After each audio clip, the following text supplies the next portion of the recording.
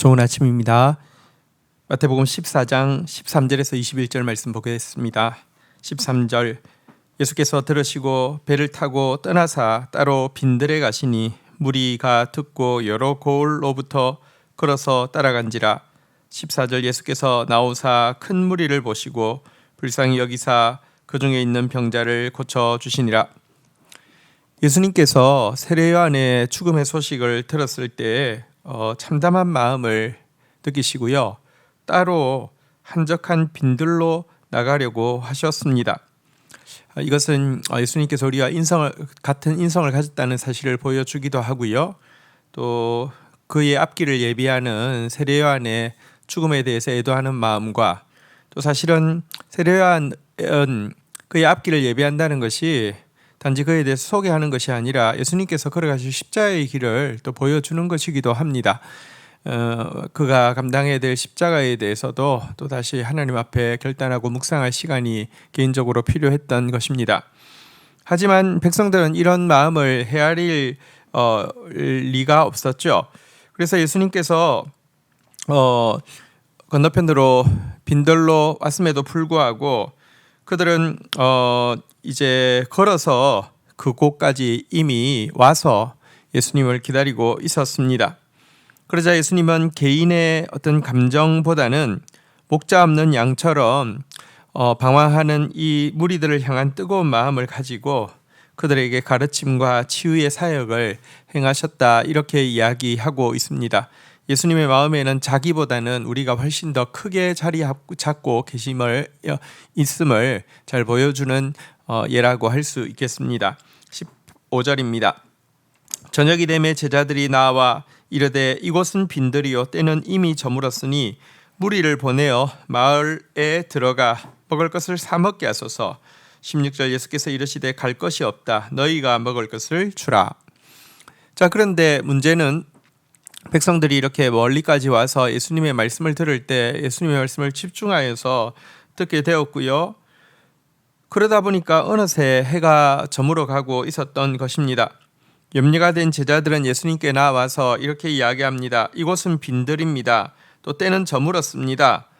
이제 식사 문제를 해결할 방법이 없습니다. 그러니까 이 백성들로 하여금 마을에 들어가서 각자 알아서 사 먹을 것을 사 먹기에 지금 빨리 광고하셔야 됩니다 라고 이야기했습니다. 굉장히 시적절하고 아주 상황에 대한 분석과 또 해결 방법에 대해서도 아주 지혜로운 한 문장 안에 다 들어가 있는 아주 좋은 요청이라고 할 수 있습니다. 그런데 예수님께서 놀랍게도 갈 것 없다. 너희가 먹을 것을 주어라. 이렇게 말씀하셨습니다. 아니, 여러분 지금 오병이어의 기적 때 여러분 5,000명이 먹었는데 장정만 5,000명이 먹었다는 거 하면 여인과 어린아이까지 치면 훨씬 많은 숫자일 텐데요. 이들의 떡을 어떻게 갑자기 구한단 말입니까? 빈들이고요. 또 시간도 이미 점심 때, 아침 때 미리 이렇게 대량 주문을 할 수 있는 것도 아니잖아요. 이 난처한 말씀을 하셨습니다.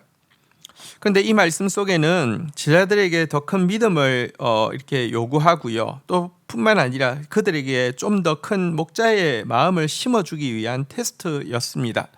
사실 예수님께서 우리에게 테스트하실 때, 도전하실 때 사실은 우리 인간적인 생각으로는 거의 불가능하다고 느낄 때가 많이 있습니다. 하지만 여러분, 예수님께서 이 숙제를 내주실 때 예수님이 그냥 던져보신 것일까요?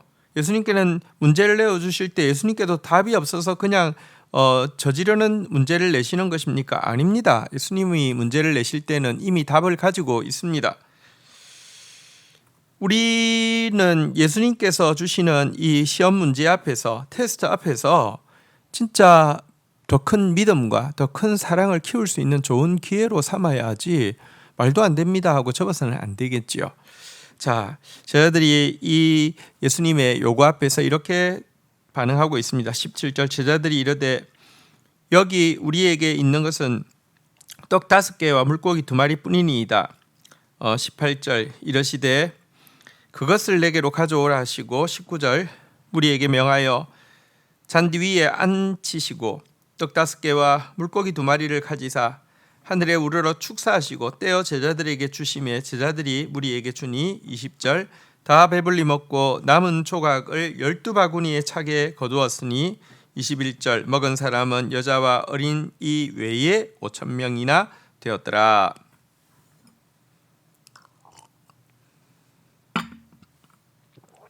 예수님의 이 요구 앞에서 말도 안 되는 소리입니다라고 하지 않고 어쩌면 대부분의 제자들이 말도 안 되는 소리입니다 이렇게 하고 있었을 텐데요. 한 제자가 한 아이 소년이 가져온 떡 5개 물고기 2마리의 작은 도시락을 가져와서 이것이 있습니다 이렇게 이야기하게 되었습니다. 그러자 그것을 내게로 가져오라고 이야기하고 그것에 예수님께서 축사하시자 이것으로 장정만 5,000명 아이와 여인까지 치면은 거의 한 2만 명 되는 숫자가 먹고 12강주리가 남을 정도로 이렇게 이 말은 아무도 못 먹은 사람이 없다는 뜻이죠. 이렇게 그냥 서로 양보하고 작게 먹었다는 뜻이 아니라 넉넉하게 먹고도 12강주리가 남았다 이렇게 이야기를 하고 있습니다. 여기서 우리는 예수님께서 아무리 작은 것이라도 우리가 바친 것을 통하여서 일하기를 원하신다는 사실을 알 수 있습니다.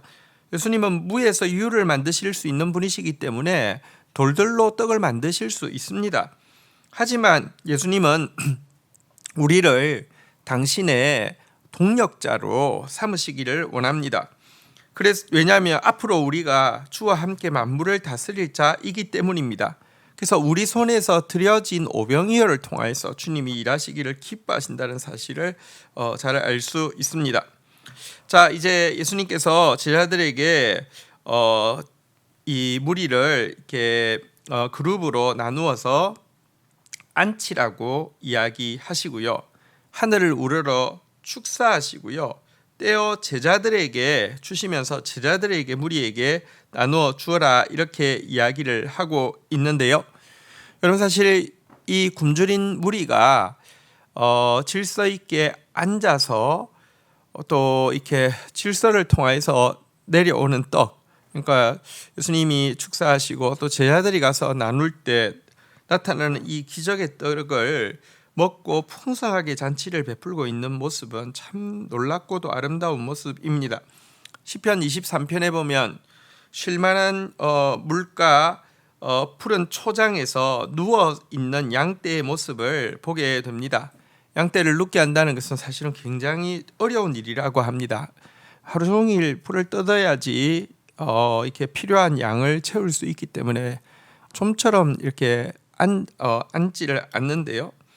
그러나 예수 그리스도가 함께 하실 때 정말 부족함이 없는 만족을 누리고 있는 모습을 보게 됩니다. 그리스도가 계신 곳에 참된 만족이 있음을 이 오병이어의 기적은 또 보여주는 이야기라고 할 수 있습니다. 오늘 예수님의 시험이 왜 주어지는지를 보았습니다. 그리고 그 시험 앞에서 우리가 우리의 작은 것을 가지고 나아갈 때 정말 세상에 없는 참된 만족으로 또 응답하시는 주님의 모습을 보게 되었습니다. 오늘 종일 이 말씀을 묵상하시면서 주 앞에 서는 복된 하루가 되기를 축복합니다. 주신 말씀 붙잡고 기도하며 나가도록 하겠습니다. 주님 감사합니다. 우리와 똑같은 인성을 입으셨고 또 홀로 있기를 원하셨지만 당신 자신의 마음보다 우리를 향한 긍휼이 더 크셨던 주님을 바라봅니다. 그 사랑 때문에 나 같은 자가 이렇게 부끄러운 모습에도 불구하고 언제든지 당신에게 깃들일 수 있음을 인하여서 감사하고 감사합니다. 주님, 오늘 제자들에게 더 큰 믿음과 더 큰 사랑을 심어주시기 위하여서 인간적으로는 불가능해 보이는 도전을 하셨음을 보게 됩니다. 우리 앞에 있는 예수님의 시험 앞에서 저희들도 믿음과 사랑이 성장하는 계기가 되게 하여 주옵소서. 다 아시고 답변을 가지고 계시며 우리에게 내신 문제 앞에서 불신앙으로 반응하는 자 되지 않게 하여 주옵소서. 특별히 우리의 가진 작은 오병이어를 요구하시는 하나님 앞에서 우리 같은 자를 당신의 동력자 삼으시고 우리의 작은 것을 통하여서 일하기를 원하시는 주님 앞에 기쁨으로 우리의 작은 것을 내어놓는 하루가 되어질 수 있도록 인도하여 주옵소서. 주님, 세상에 없는 만족을 부족함이 없도록 주시는 주님, 오늘도 주님 안에서 참된 만족을 누리는 자, 그리고 그 만족으로 또 갈망 가운데 있고 고통 가운데 있는 영혼들에게 이 복음을 전하는 자로 살 수 있도록 인도하여 주옵소서. 예수님의 이름으로 기도 올립니다. 아멘.